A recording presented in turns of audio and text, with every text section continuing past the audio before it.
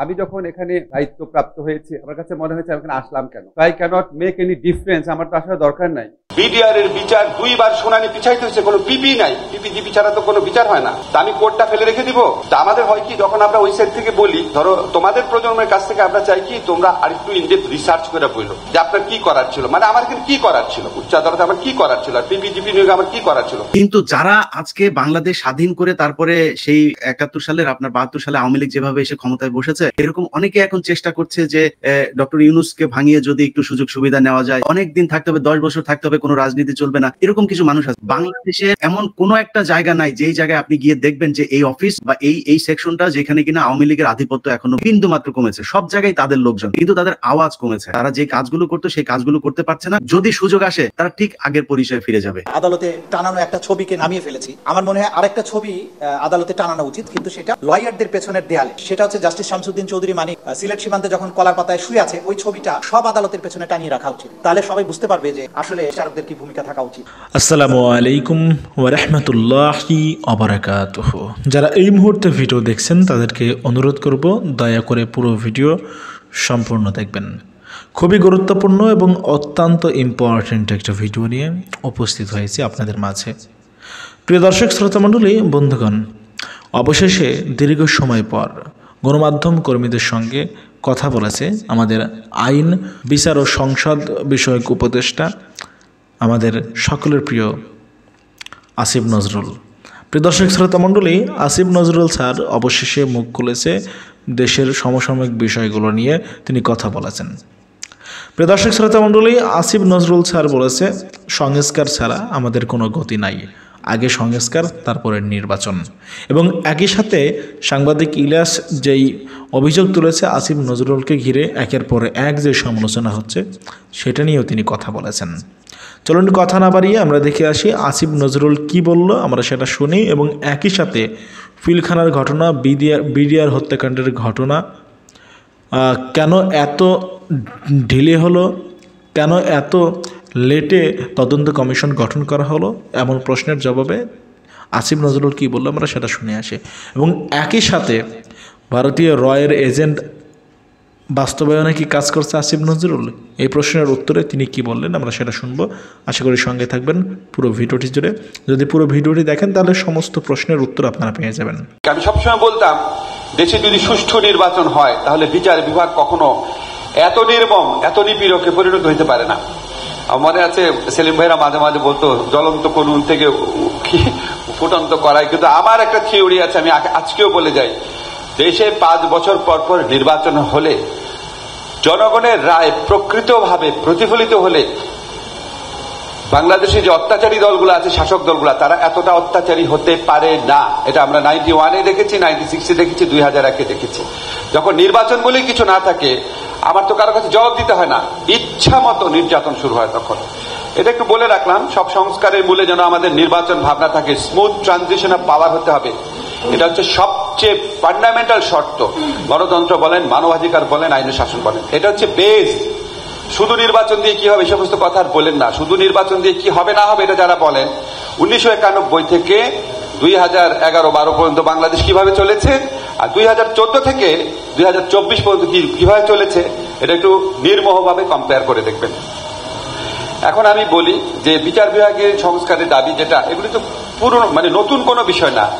এগুলি বহু বছর যাবত আমরা উচ্চারণ করে আসছি। আমার মনে আছে, আমার নিজেরই মনে আছে, কমপক্ষে বোধ হয় 20-25 বছর যাবৎ বাংলাদেশে এই কথাগুলো উচ্চারিত হচ্ছে যে উচ্চ আদালতে বিচারক নিয়োগের জন্য আইন করতে হবে, নিম্ন আদালতের প্রকৃত স্বাধীনতা নিশ্চিত করতে হবে, উচ্চ আদালতের জন্য একটা সেক্রেটারিয়েট গঠন করতে হবে, একটা স্থায়ী প্রসিকিউশন সার্ভিস করতে হবে, আমাদের যে প্রসিডিউরাল লগুলো আছে এখানে লুপহোলস গুলা অ্যাড্রেস করতে হবে যাতে মামলা এত বিলম্বিত না হয়, আমাদের অল্টারনেটিভ ডিসপিউট রেজলিউশন সিস্টেমটাকে আরো এফিশিয়েন্ট করতে হবে, কিন্তু আমরা জানি। এখন তারপরও যখন আমরা একটা সংস্কারে যাই, আমরা সংস্কার কমিশন হয়েছে, আপনারা দেখেছেন বিচার বিভাগ সংস্কার কমিশন হয়েছে। তো আমি যখন এখানে দায়িত্বপ্রাপ্ত হয়েছি আমার কাছে মনে হয়েছে আমি এখানে আসলাম কেন। If I can't make any difference, আমার তো আসার দরকার নাই। তো আমার খুব হতাশ লাগতো, এই সংস্কার কমিশন কবে রিপোর্ট দিবে, পলিটিক্যাল পার্টির সাথে ডায়লগ হবে, তারপর আমি কি আর সময় থাকবে। ফরচুনেটলি আমি সংস্কার কমিশনের সাথে কথা বলেছি, আমাদের চিফ অ্যাডভাইজারের সাথে কথা বলেছি। উনি বলেছেন যেসব বিষয়ে অলরেডি জাতীয় ঐক্যমত্য আছে সেটা করে ফেলো, দেরি করার দরকার নাই।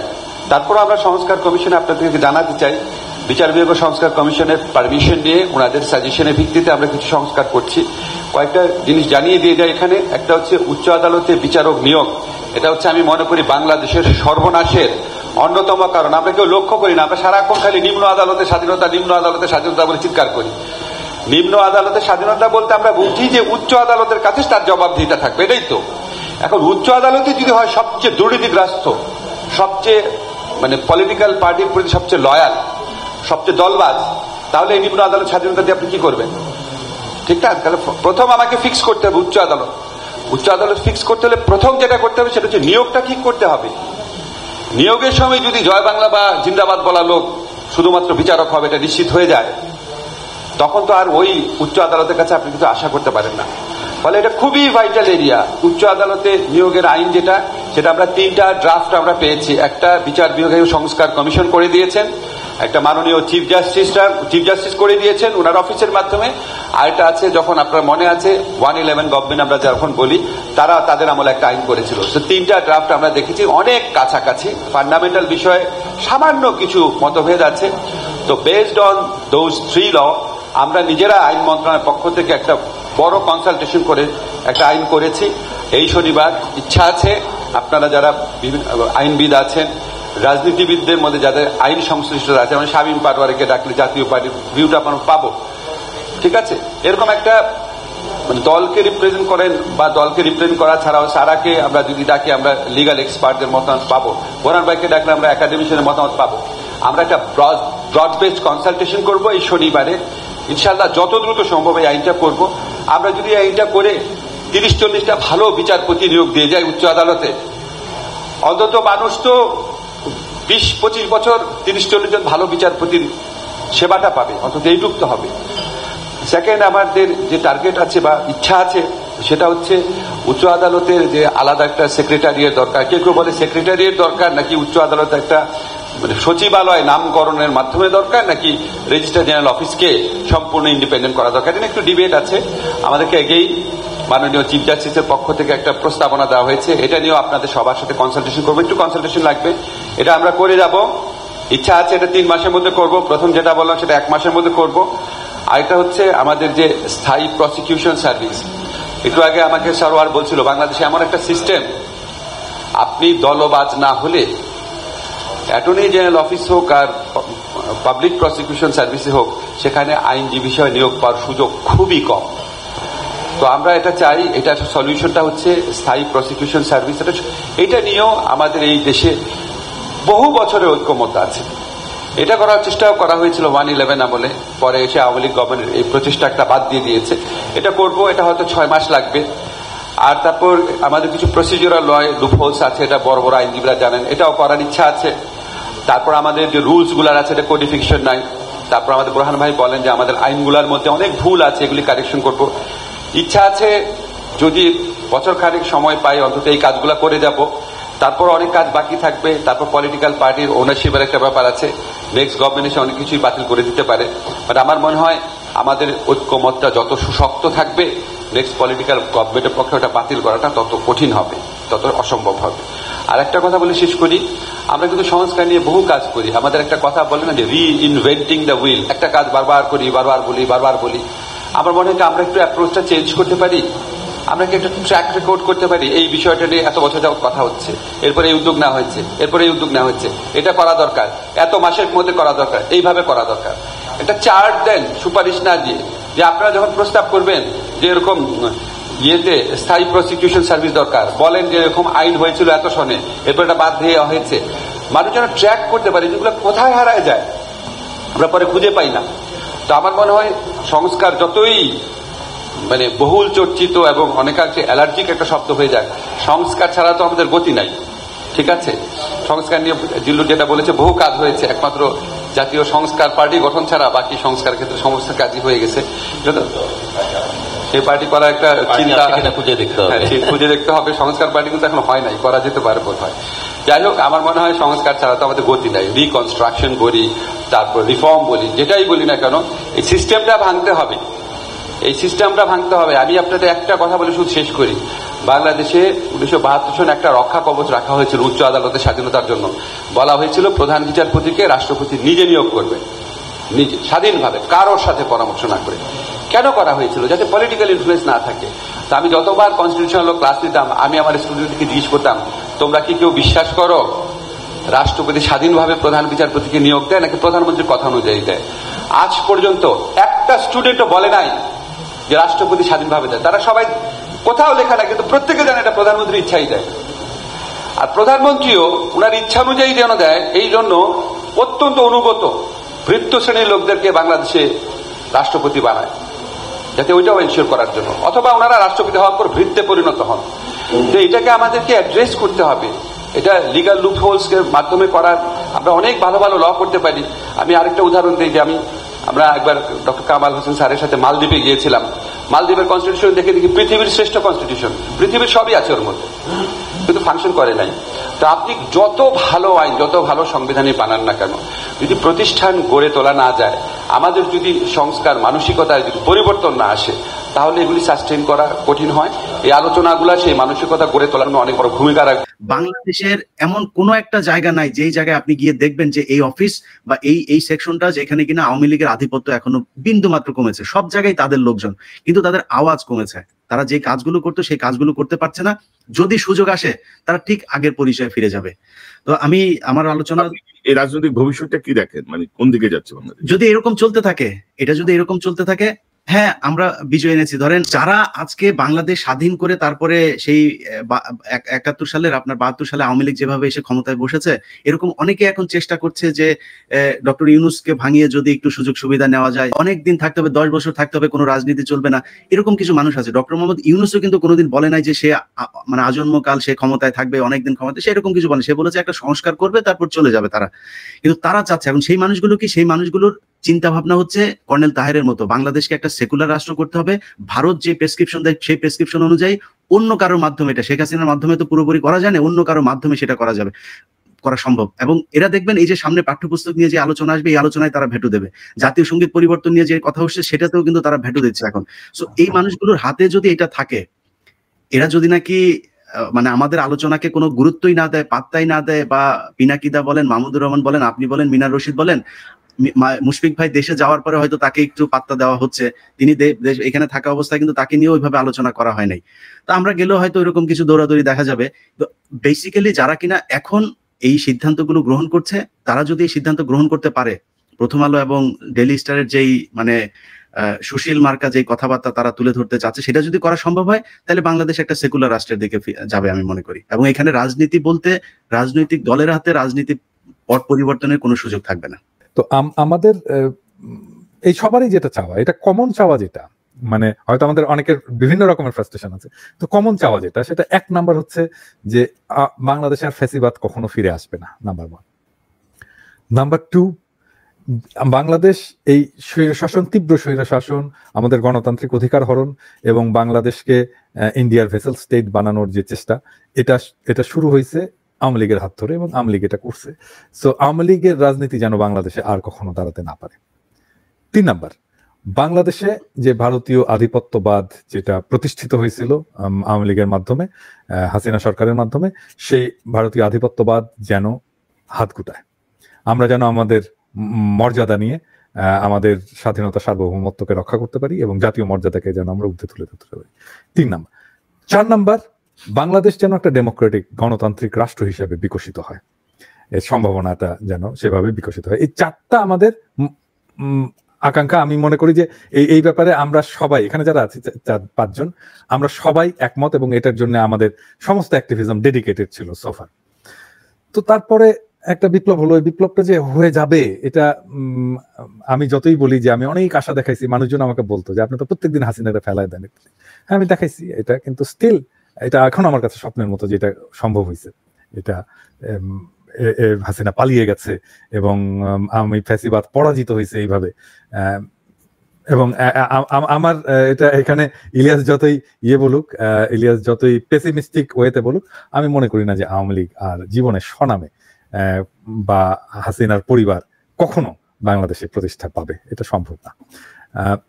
কিন্তু ধরেন যে আমরা যে আকাঙ্ক্ষাটা নিয়ে এই কাজগুলো করলাম, সে আকাঙ্ক্ষার কাছাকাছি যেতে পারলাম না, কাছাকাছিও যেতে পারলাম না। মানে আমরা বলি এক কথা, হয় আর এক কথা। আমরা বলি বিপ্লব, সরকার বিপ্লবী হলো না। মাহমুদ ভাই যেটা বললেন যে আমি এটা খুব সহজ ইয়েতে বলছিলাম যে বিপ্লব যদি ব্যর্থ হতো তাহলে কার কার কল্লা যেত এই সরকার? কয়েকজনের যেত, ছাত্র নেতাদের যেত, অবশ্যই আসিফ নজরুলের যেত, কারণ উনি মাঠে নামছিলেন। শুভ্র ভাই আর প্রফেসর ইউনূসকে জেলে পাঠানো হতো। এই কয়েকজন, 5জন ছাড়া, 6জন ছাড়া এই সরকারের আর কারো কিছু হতো না। যেমন ছিল তেমনই থাকতো। এখনো বাংলাদেশে ভালো করে টকশো করতেন, এটা করতেন, সেটা করতেন, যাতায়াত করতেন, কোনো সমস্যা হতো না, দেশ ছাড়তে হতো না, কিছু হতো না। তো তার মানে এই সরকারে যদি হাসিনার থ্রেট বা বিপ্লব ব্যর্থ হলে এদের কারোই কোনো ক্ষতি হতো না। তো সেই জন্য আমি মনে করি যে যারা বিপ্লব ব্যর্থ হলে যাদের কোনো ক্ষতি হতো না, তাদের কি আদৌ এই সরকারে একটা পজিশন নেওয়াটা নৈতিকভাবে সঠিক হয়েছে? উনি যে আসলেন, সরকারে আসলেন, বসলেন, তাহলে এই যে এত রক্তপাত, এত কান্না, এত অশ্রু, এইটার প্রতি কি উনি জাস্টিস করতে পারবেন? যারা আছেন, আমরা বাদ দিলাম মানে প্রফেসর ইউনূস ডাকছেন অথবা যেভাবে হোক ছাত্র ডাকছে বা কিভাবে হয়েছে আমি জানি না, কিভাবে সিলেকশন হয়েছে আমি জানি না, কিন্তু ওনারা যে আছেন, ওনাদের কি উচিত হয়েছে যে এই পজিশনটা নেওয়ার? উচিত হয়নি। নৈতিকভাবে এটা কিন্তু মরালি রাইট না। আবার আর একটা জিনিস দেখেন, মানে আমি শুধু মরালি রাইটের কথাই বলতে চাই না, আমি আর একটা জিনিস দেখেন যে কোনো ইনস্টিটিউটের একটা শক্তি থাকে। মানে ধরেন কনক স্যারের চ্যানেলের একটা শক্তি আছে, ইলিয়াসের চ্যানেলের একটা শক্তি আছে, এটা একটা ইনস্টিটিউট হিসেবে দাঁড়ায় গেছে, তাই না? এত সাবস্ক্রাইবার, ইভেন আমার চ্যানেলেরও একটা শক্তি আছে, যে কোনো ইনস্টিটিউটের একটা শক্তি আছে। হ্যাঁ, আমি এটা চ্যানেল দিয়েই বোঝাই। ধরেন কনক, আপনার সাবস্ক্রাইবার কত এখন? এই 9 কাছাকাছি, 9 লাখের কাছাকাছি, 9 লাখ সাবস্ক্রাইবার।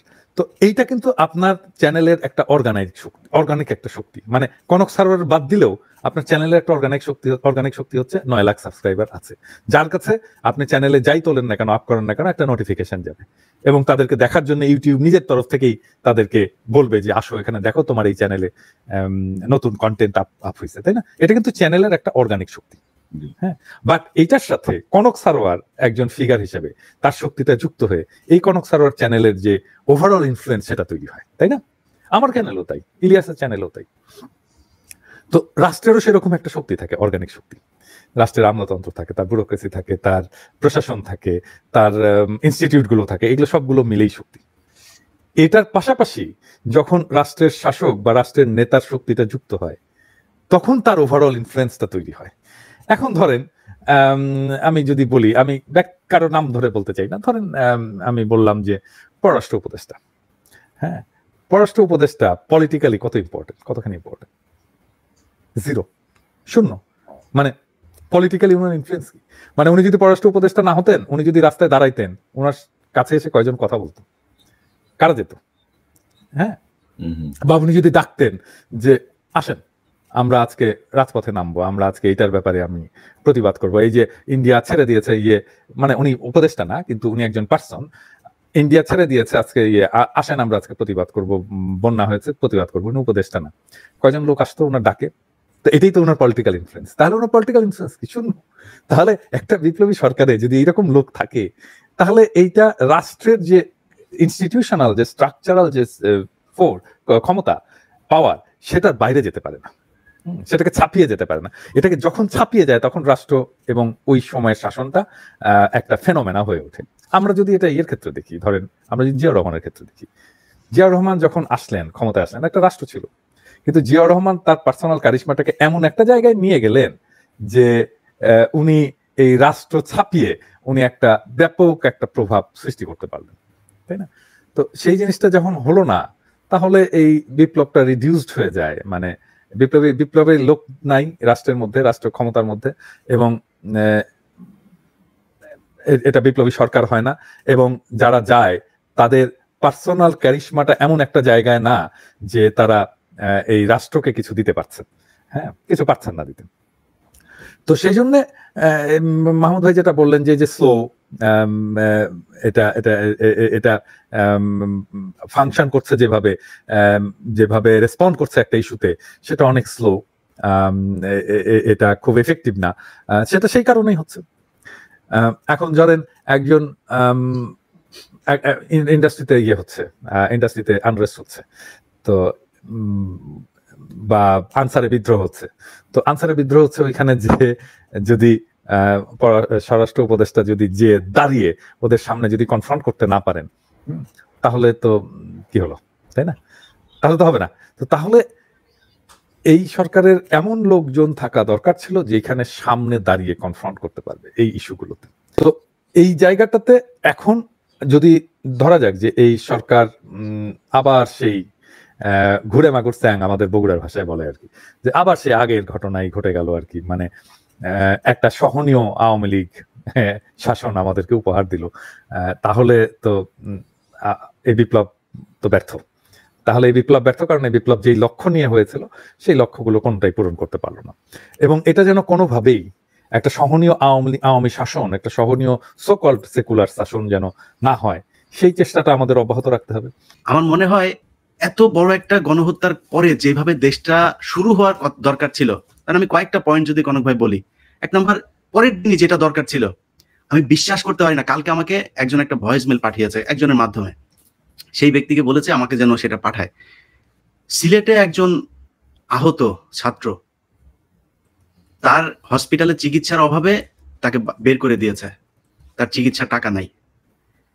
এই পর্যন্ত যতজন মানুষ মারা গিয়েছে তাদের পরিবারকে আমি মনে করি একটা রাষ্ট্রের কাছে 200 কোটি 500 কোটি টাকা বাজেট কোনো ব্যাপার না। এই পরিবারগুলোকে কি আপনার মানে লামসাম না যে 2 লাখ 5 লাখ, এটা না, এটা কিছু না, এটা দিয়ে তার 2 মাস বাসার বাজারে খরচ হবে না।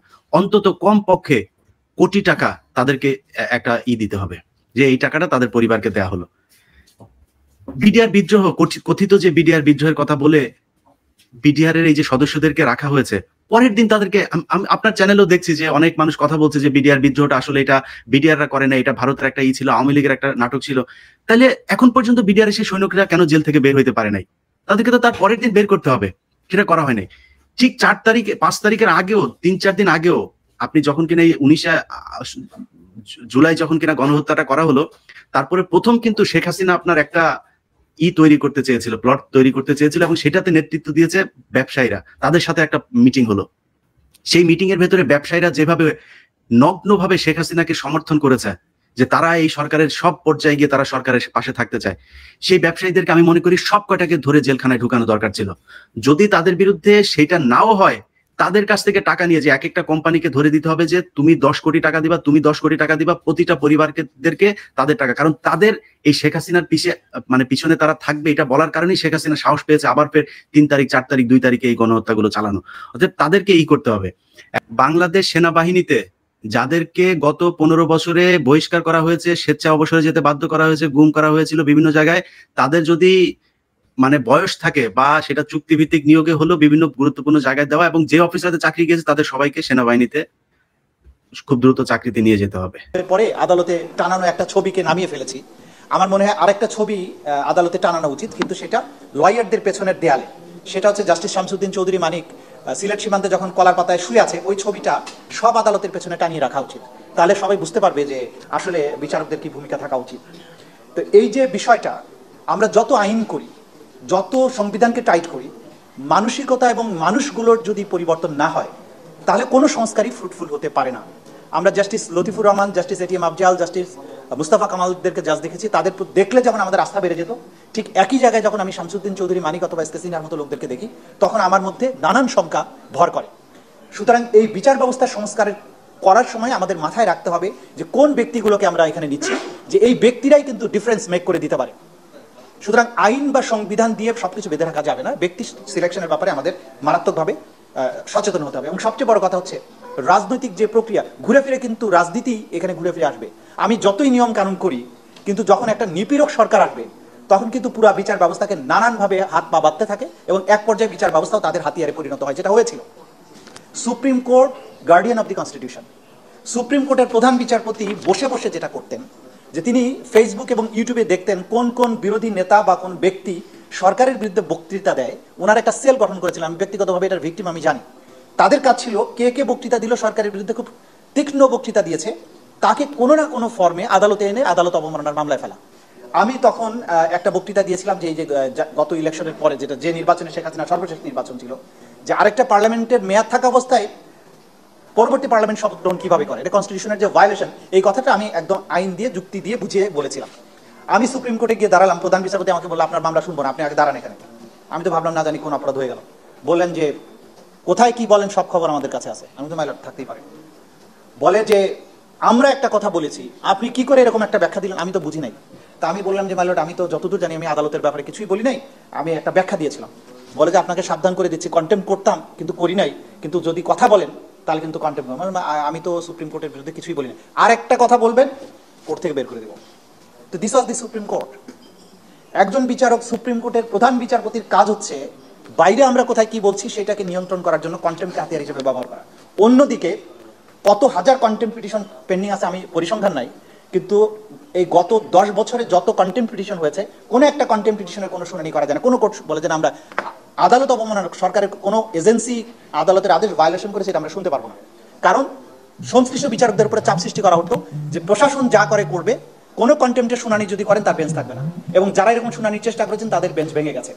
সুপ্রিম কোর্ট রায় দিয়েছে যে তাকে বেতন দেওয়া হোক, তারপরে 5 বছর গেছে, কন্টেম্প হয়েছে, কন্টেম্প পেন্ডিং, একটা মানুষকে বেতন দেওয়া হয়নি। এই যে সরকারি কর্মচারীদের আদালতকে না মানার প্রবণতা, এইটা যে তৈরি করা হয়েছিল রাজনৈতিক সংস্কৃতির কারণে, এইটা পরিবর্তন না করে সারাক্ষণ বিচারকদের দোষ দিলে লাভ কি?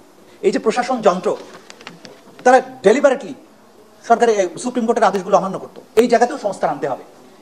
অনেকেই বলেছেন সুপ্রিম কোর্টে এই মুহূর্তে যে বিদ্যমান মামলাগুলো পেন্ডিং আছে তার 80% হচ্ছে অন্তর্বর্তীকালীন আদেশের বিরুদ্ধে, হাইকোর্টের জামিনের আদেশের বিরুদ্ধে অথবা স্টে দিয়েছে সেটার বিরুদ্ধে। এবং লিস্টগুলো ফলো করে দেখবেন যে বছরের পর বছর এই অন্তর্বর্তীকালীন আদেশগুলো পেন্ডিং থাকছে। জামিনের মতো বিষয়গুলোর নিষ্পত্তি সর্বোচ্চ সেশন কোর্টের হাতে থাকা উচিত, এর উপরে আসাই উচিত নয়। জামিনের বিষয়টা একজন সেশন জাজ ডিল করবেন, সেটা কেন হাইকোর্ট পর্যন্ত আসবে? এবং হাইকোর্ট যখন বিবেচনার পরে একটা ডিভিশন বেঞ্চ কাউকে জামিন দেয়, নির্বিচারে ইনভেরিয়েবলি প্রত্যেকটা পিটিশন নিয়ে যাওয়া হয় অ্যাপিলেট ডিভিশনের চেম্বার জাজে এবং সাথে সাথে স্টে করা যদি সেটা বিরোধী দলের সাথে রিলেটেড হয়। এবং এইভাবে মামলা জট বাড়ছে। এই মানসিকতার তো পরিবর্তন হতে হবে এবং আমাদেরকে সেই সিস্টেমটা ডেভেলপ করতে হবে যে গোটা দুনিয়ার সাথে তাল মিলিয়ে জামিনের মতো বিষয়টা সুপ্রিম কোর্ট পর্যন্ত যাতে না আসে। যদি কোনো ঘাটতি থাকে, আমরা টার্মস অফ রেফারেন্স এখনো দেখি নাই, সদস্যদেরকেও দেখি নাই। যদি প্রয়োজন হয় আমরা রিকোয়েস্ট করব কোঅপ্ট করতে, এবং টার্মস অফ রেফারেন্স যদি প্রয়োজন হয় আমরা সাজেস্ট করব যেন এটাকে আরো বেশি কার্যকর করা হয়। প্রথম কমিশনে যেটা ব্যর্থতা ছিল সেটা আরেকবার রিপিট করা যাবে না কোনো অবস্থাতেই, তাহলে জাতি আরেকবার হতাশাগ্রস্ত হতে বাধ্য হবে। এবং আমাদের শুধু না, বিডিআর এবং আর্ম ফোর্সেস এবং বাংলাদেশের সার্বভৌমত্ব রক্ষায় আমরা মনে করি যে বিডিআর এর এই তদন্তটা সুষ্ঠুভাবে হওয়া উচিত, যেন জাতি জানতে পারে কারা এই ঘটনাটা ঘটিয়েছে, কে এটার ইন্ধনদাতা, কে অর্থদাতা, কারা কারা ইনভলভ ছিল পরিকল্পনাতে, কারা এই তদন্ত প্রক্রিয়ায় বাধা দিয়েছে এবং যারা আইনি কার্যক্রমে বাধা দিয়েছে, যারা প্রকৃত দোষী তাদেরকে ছাড় পেতে পালাতে সাহায্য করেছে, আবার যারা কম দোষী নির্দোষ তাদেরকে শাস্তির আওতায় এনে একটা জাতিকে একটা চরম বিশৃঙ্খলা এবং পরিস্থিতির মধ্যে ফেলে দিয়েছে। সুতরাং আমি আশা করব যে এই কমিশন বর্তমান যে পরিস্থিতি হচ্ছে অত্যন্ত সৌহার্দ্যপূর্ণ পরিবেশে আমরা এবং এটা সুষ্ঠুভাবে তদন্ত করতে পারবে বলে আমার বিশ্বাস। ধন্যবাদ। জি, আমরা আগের কমিশনের সমস্যাটাগুলো ওনাকে বুঝিয়েছি। আগের কমিশনের সমস্যাটা ওনার সামনে তুলে ধরার পরে উনি কনভিন্সড হয়েছেন এবং অত্যন্ত সুন্দরভাবে বুঝে উনি বলেছেন যে না, কোনো অবস্থাতেই সেই একই ভুল রিপিট হবে না।